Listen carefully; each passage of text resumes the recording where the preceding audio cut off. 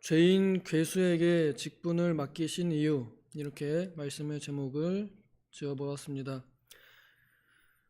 오늘 읽은 이 본문은 우리가 유명하게 알고 있는 바울 사도의 자기 비하를 포함하고 있는 부분입니다.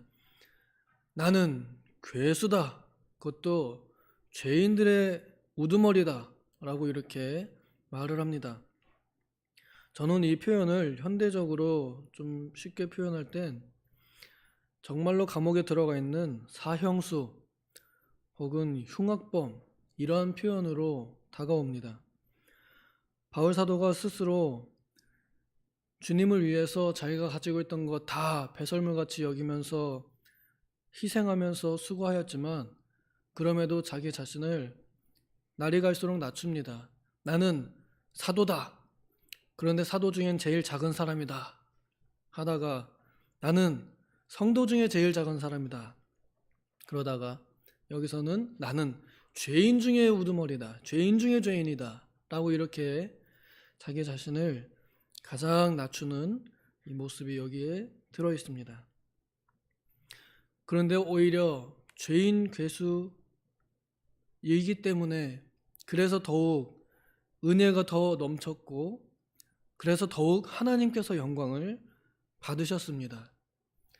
오늘 이 본문에서 왜 하나님께서 죄인 괴수에게 그 귀한 직분을 맡기시는지 저는 네 가지의 이 목적을 발견하여 함께 나누고자 합니다. 먼저는 충성되이 여기셨다 하는 것입니다. 여기셨다 하는 것은 일방적입니다. 하나님께서 직분자를 보실 때 이 사람의 상태가 어떠하든지 그것이 상관이 없습니다. 그 사람을 대하는 하나님의 마음이 중요합니다. 그 하나님의 마음은 이 상대, 그러니까 우리죠. 직분자, 직분 맡은 사람들, 성도의 직분 맡은 사람들, 또 여러 가지 직분을 맡은 그 사람들, 이 사람들의 상태에 의존하는 것이 아니라 그를 충성되이 여기는 하나님의 마음에 의존하는 것입니다. 전적으로 하나님 마음입니다. 우리가 서로를 볼 때에는 저런 사람이 무슨 직분자냐, 저런 사람은 이런 사람은 목사가 되기에 합당하지 않다, 장로가 어떻게 저럴 수 있느냐, 전도사나 집사나 권사나 어떤 직분을 또 어떤 봉사를 저 사람이 무슨 회장이냐, 이렇게 저 사람은 회장감이 아니다 라고 사람이 말하는 것은 소용이 없다는 말입니다. 하나님께서는 자기의 절대적인 주권을 가지고 은사도 주시고 믿음도 주시고 직분도 맡기셨습니다. 사람이 함부로 그 사람은 불충한 사람이다 라고 이렇게 말할 수 없습니다. 오히려 말을 해야 한다면 인간의 눈으로 볼 때는 헛점투성이이고 정말 벌집같이 구멍 송송 나 있는 아무것도 아닌 그런 모습으로 직분을 맡고 있다 하더라도 우리는 그 사람을 충성되이 여겨줘야 됩니다. 왜냐하면 우리의 주인이신 하나님께서는 충성되이 여기시기 때문에 그렇습니다. 만약에 이에 반대해서 저 사람은 불충한 사람이야 라고 하는 건 우리가 주인의 자리에 올라가 앉은 거죠. 하나님의 보좌 우편에 앉아 계신 예수 그리스도를 발로 뻥 차고 그 자리에 우리가 앉아서 너는 불충한 사람이야 라고 하는 것입니다. 굉장히 위험한 말입니다. 만약에 그 말을 나에게 적용시킨다면 나도 마찬가지로 불충한 사람입니다. 자신이 없습니다. 그런데 감히 누구에게 자격을 운운할 그런 자격이 우리에게 있을까요? 없습니다. 하나님께서 우리를 충성되이 여기셨기 때문에 죄인 괴수인 우리들을 부르시고 직분을 주셨습니다. 그리고 보통은 자기 자신을 스스로 충성되지 않다고 여깁니다. 그래서 어떤 직분을 제안을 하면은 교사를 하시겠습니까? 이러면 항상 그 제안을 받으신 분들이 아유 저같이 부족한 사람이 무슨 아유 저는 못해요 이렇게 저는 자신이 없어요 합니다. 자신 있어서 하는 사람이 아무도 없습니다. 오히려 자신이 있는 사람이 더 위험합니다. 나는 못해요 좋은 자세예요. 그런데 나는 안 해요 요건 다 잘못된 건 이건 문제입니다. 나는 못해요 라고 해서 겸손한 마음으로 자기 자신을 낮추는 건 좋지만 나는 안 해요 라고 해서 하나님께서 주시고자 하는 일들, 하나님께서 맡기시고자 하는 것들, 주가 쓰시겠다 하는데 난 안 쓰임 받을래요 라고 하는 거, 이거는 불순종입니다. 하나님께서는 늘 일방적으로 맡기셔서 일을 시키십니다. 저는 그것이 하나님의 주권적으로 이 교회와 하나님 나라와 이 세상을 주관해 가시는 방법이라고 생각합니다. 그렇게 믿습니다. 그래서 우리는 믿음으로 그렇게 받아들이는 겁니다. 나도 하나님께서 충성되이 여기시는구나 하고 믿음으로 그 직분을 수락하여 충성되이 감당하도록 노력하며 하나님께서는 그 마음을 가지고 그 사람을 만들어 갑니다. 제가 여기 27살에 전도사로 불려며 왔습니다.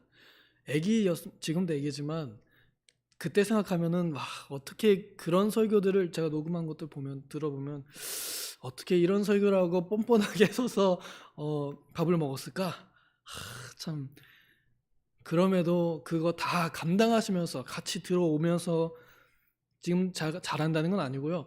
그냥 그런 상태에 있었음에도 불구하고 그저 그냥 그렇게 지내면서 조금씩 그래도 나아지고 변화가 되고 발전한다는 것입니다. 그러니까 못한다고 해서 안 하면 아무런 발전이 없고요. 못하지만 그래도 하려고 하는 사람, 그 사람을 하나님께서 쓰십니다. 우리가 말하는 충성은 열심히 100%인 사람이 아니라 열심을 내려고 하는 자세에 달려 있습니다. 하나님의 충성되이 여기심에 반응하는 것, 이것이 진정한 충성 아닐까요? 13절에 긍휼에 의하여 긍휼이 여기심을 입어 죄인 괴수에게 직분을 맡기신 겁니다.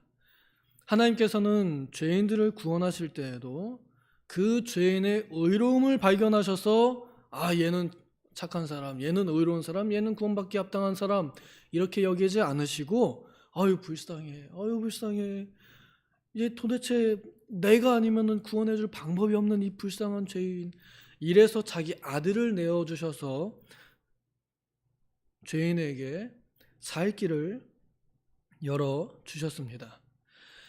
그 살 길을 열기 위해서 그리스도께서는 그 몸에 찢어지심으로 하나님과 죄인 사이에 막힌 담을 완전히 무너뜨려 주셨습니다. 이 긍휼이 십자가에서 분명하게 드러났고 극명하게 증명되었습니다. 우리가 이래하였습니다. 우리가 전에는 비방자요, 박해자요, 폭행자였습니다. 바울 사도가 우리가 알듯이 유명하게 예수 믿는 사람들, 예수쟁이, 그 당시 예수쟁이들 잡아다가 죽이는 일을 하다가 하나님께 부르심을 받아서 완전히 달라진 삶을 살았잖아요. 그 과거에 예수님을 알지 못하고 자기가 믿는 유대교가 진리인 줄 알고 예수 그리스도가 이단인 줄 알고 그래서 하나님을 향한 열심으로 예수쟁이들을 죽였습니다. 우리는 과연 어땠을까요? 우리가 예수님 믿기 전에 우리도 예수님 믿는 사람들을 향해서 저런 미련한 사람들 눈으로 한 번도 보지 못했으면서 천국이 어디 있어? 예수라는 작자가 나를 위해서 죽었다는 걸 내가 본 적이 없는데 왜 그런 말도 안 되는 것을 믿는가? 왜 또 자기 자신이나 돈까지 다 교회에다 몽땅 바치는가? 이런 미련한 사람들 하면서 비방했었습니다. 박해했습니다. 반대했습니다. 혹시 모릅니다. 전도하는 사람들을 가가지고 경찰에 신고해서 전도 못하게 하는 박해를 했을지도 모릅니다. 폭행, 우리 어머님들 세대에는 남편분들에게 참 많이 폭행을 당하셨습니다. 교회 간다는 이유로요. 머리를 깎이기도 하고 맞으시기도 하고요.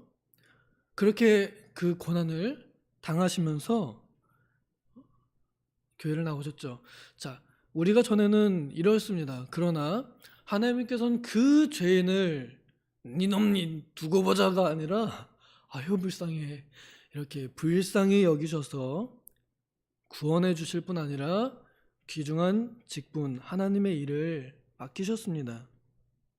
그러므로 우리가 직분을 맡은 것은 내 열심, 내 자격이 아닙니다. 하나님께서 우리를 불쌍히 여기셨기 때문에 너그러이 받아주신 것입니다. 그러므로 우리가 하는 봉사도 너그러워야 할 것입니다. 다른 누군가가 실수를 한다 그러면 거기에 대해서 칼같이 정죄하고 비난하고 이건 이렇게 해야지 이게 아니라 그럴 수 있지 그럴 수 있지 그럴 수 있어요 잘했어요 괜찮아요 이렇게 우리가 너그럽게 대해줘야 되지 않을까요? 알지 못하고 했다고 해서 그것이 죄가 아닌 것은 아닙니다. 그러나 알지 못하고 한 것은 죄가 조금은 덜하다는 의미입니다. 하나님께서 보실 때 조금은 참작해 주신다는 뜻입니다. 14절에 저는 여기서 눈길이 참 많이 머물렀습니다. 우리 주의 은혜가 그리스도 예수 안에 있는 믿음과 사랑과 함께 넘치도록 풍성하였도다. 은혜가 넘쳤기 때문에 죄인 괴수에게까지 직분이 돌아갔습니다. 그리스도의 삼중직이 또한 예수 그리스도를 자신의 구주로 믿는 죄인에게 그 직분이 함께 공유되었습니다. 그리하여 예전엔 비방자요 폭행자요 박해자였던 우리 죄인들을 그리스도인이라 불리게 하시며 그리스도의 이름으로 이 세상에 살면서 왕같은 제사장으로 죄와 마귀에 대항하여 싸우고 자신을 제물로 하나님께 바치는 예배자로 살고 하나님의 말씀을 복음을 전하는 선지자로 살도록 하셨습니다. 그 은혜가 우리에게까지 넘쳐 흘러서 우리는 오늘 예수쟁이로 그리스도인으로 살아가게 되었습니다. 15절에 모든 사람이 받을 만한 이 말이하며 죄인을 구원하시라고 예수께서 이 세상에 오셨다고 합니다. 예수님께서는 죄인을 찾아 회개시키러 병든 자를 찾아 고치시러 오셨습니다. 메시아의 사역이 병든 자, 아픈 자를 고치시고 싸매시러 위로하시러 오신 것입니다. 오늘 우리 죄인들을 찾아 주님께서는 오셨습니다. 우리도 바울의 이 마음과 같이 내가 괴순이라 이런 마음을 가진다면 우리가 가진 직분에 대해서 불평할 수가 없습니다. 불평이 나올 수가 없습니다. 우리 아까 불렀던 찬송 그저 고맙고 고마워라 이 귀중한 직분을 나에게 맡기시다니 그저 고맙고 고마워라 감사만 넘칠 뿐입니다. 16절을 같이 한번 읽겠습니다. 16절 시작. 그러나 내가 긍휼을 입은 까닭은 예수 그리스도께서 내게 먼저 일체 오래 참으심을 보이사 후에 주를 믿어 영생하는 자들에게 본이 되게 하려 하심이라. 본이 되게 하시려고 죄인 괴수를 불러 직분을 맡기셨습니다. 능히 하나님께서는 모든 사람들이 인정하는 비방자요, 박해자요, 폭행자인 죄인 괴수, 예수 잡아 죽이는 데 앞장섰던 그 최고의 반대자도 돌이켜서 하나님의 일꾼으로 사용하신다는 하나의 모범을 세우신 것입니다. 그리하여 그 누구도 과거에 어떤 죄를 지었고 어떤 사람이었든지 그것을 중요하게 여기지 않으신다는 것입니다.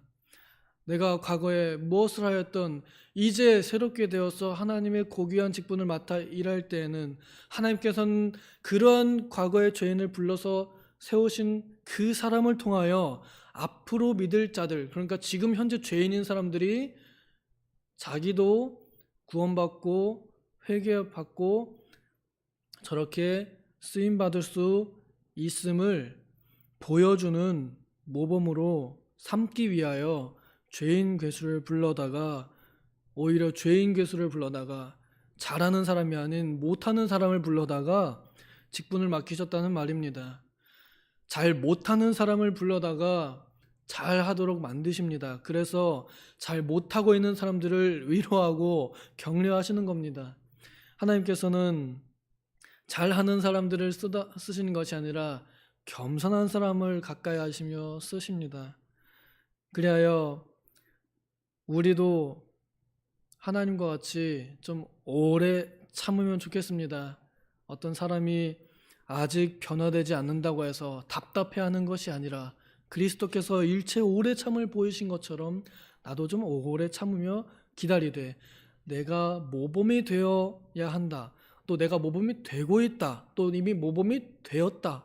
라는 그런 마음을 가지고 앞으로 나를 통해서 나를 통해서 믿게 하실 그 알지 못하는 성도들을, 또 직분자들을, 후임자들을 위하여 우리의 직분을 잘 감당해야겠습니다.